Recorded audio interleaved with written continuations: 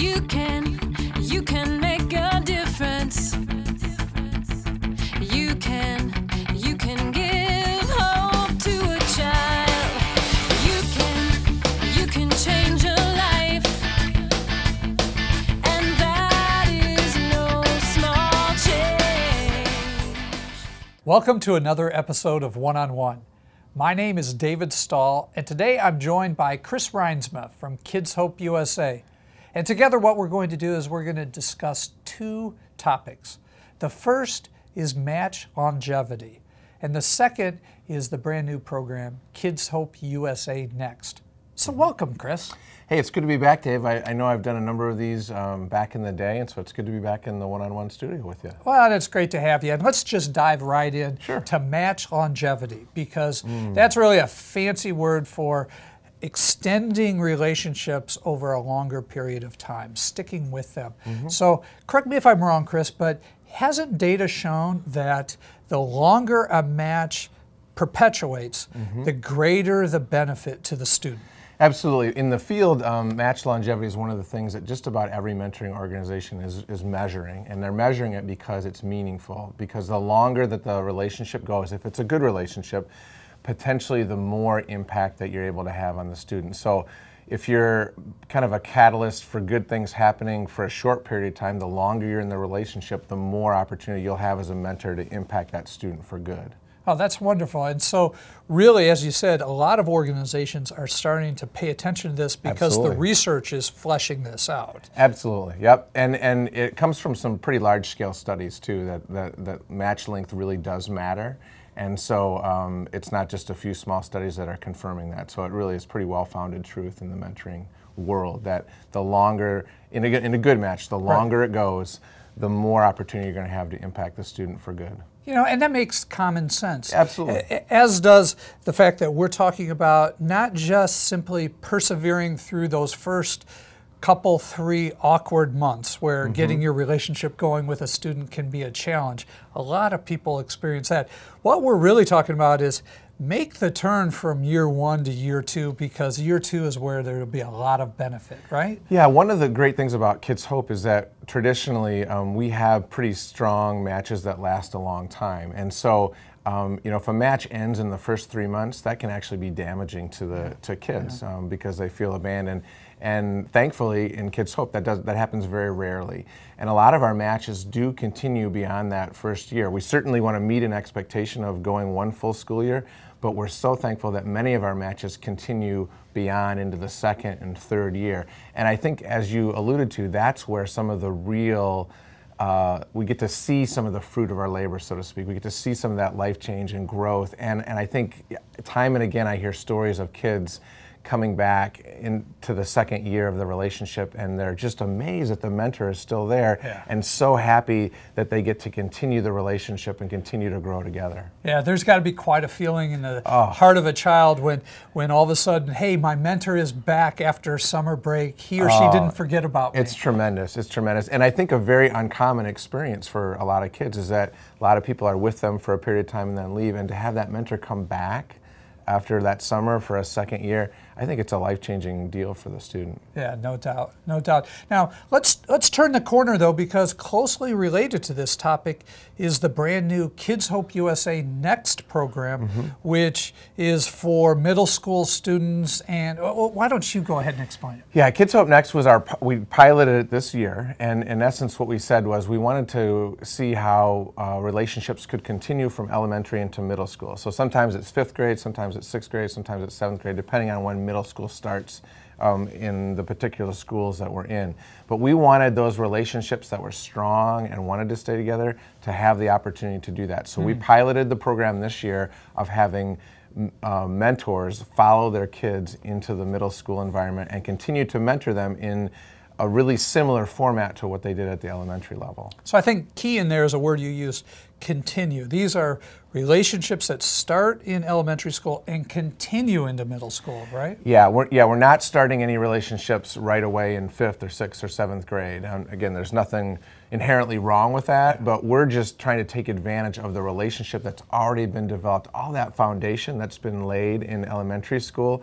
We're trying to allow those students and mentors to stay together into middle school to build upon what's already there, which I think is a tremendous advantage, because when they start in middle school, there's a lot of things that are going on there for the student.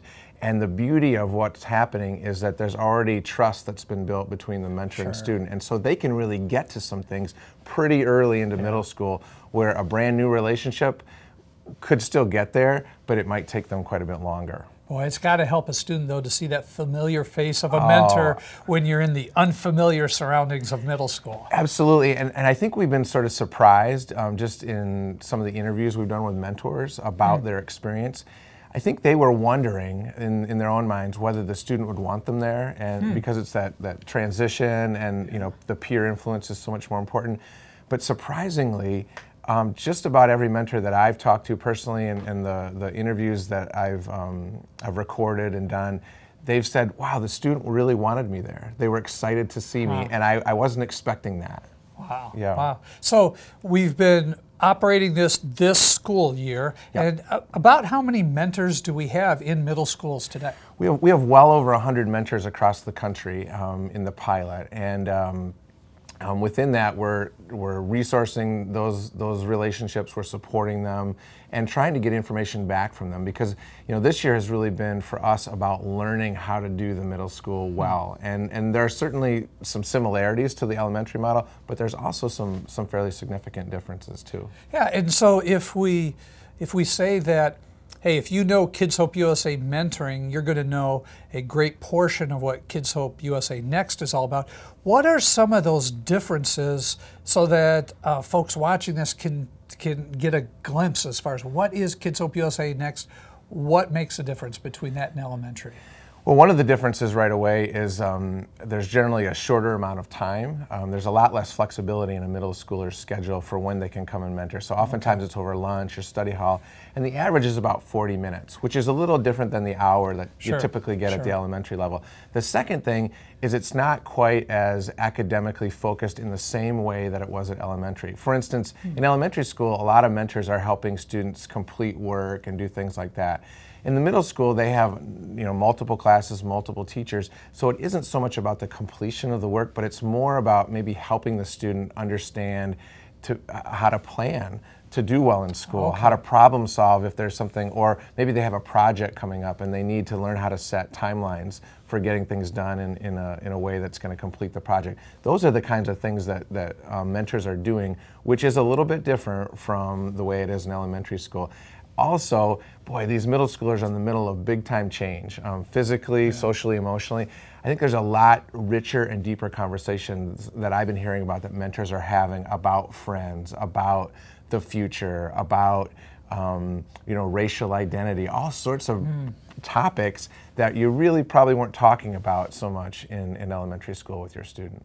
Well, you set my heart at ease, because one topic you didn't mention is, Dave, you need to do algebra. Yeah. Because, I struggle with the first grade version of math. I can't imagine in sixth grade. No, we're not going to ask you to do that. We're not going to ask you to do that. That's good. And isn't it true, too, that the training looks a little different for a mentor going into the Kids Hope USA Next program? Yep, the training is different in a couple ways. First of all, it's different in the fact that it's online.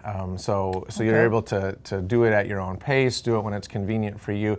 And the other thing that's different about it is it's really targeted towards the middle school age, the period called early adolescence. So really we're talking about kids from 10 to 15 years old. So really the information is targeted towards you as a mentor working with a student in that age group. So in that sense, it is a pretty focused training. Okay, wonderful. Now, if somebody's interested, either a mentor or a director who's watching us today, briefly, what's the next step? What could they expect? What should they do?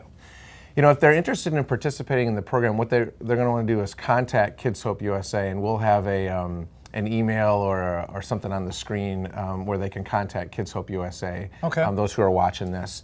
And from there, they'll get a follow-up from our program support team. And from there, there'll be some materials that'll be sent to them that'll just kind of unpack Kids Hope a little bit more. There'll be a video that they'll get.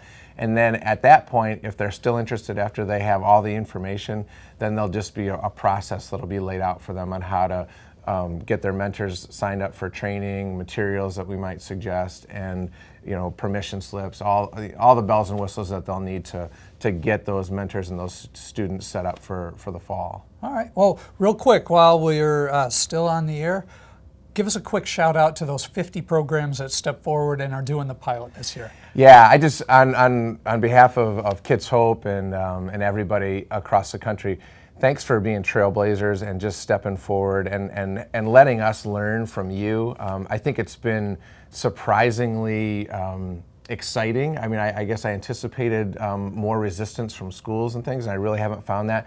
But I wouldn't know any of this without those 50 programs and those program directors and the mentors that have gone forward. And there have been challenges too, but we've learned a lot. And I think we're able to take that learning now and pass it on to the next group of mentors who are coming. So Dave, we really are indebted to those mentors and those directors and those schools that said yes to trying this. Yeah, so thank you so much for doing that. Absolutely. And if you have a chance to check out Kids Hope USA next, please do so. But regardless of what age your child is that you're mentoring, please understand that the longer you stay with that child, the more benefit the student will have. His or her heart will be built up, hope will be received, and boy, isn't that what kids need? Because the data shows that the longer you stick with kids, whether it's into middle school or if it's into third grade, the more benefit that student will have. And Chris, really when it comes down to it, we know, based on data, based on our experience here, that you stick with a child and it's more likely to see more life change. And, when you change a life, that's no small change.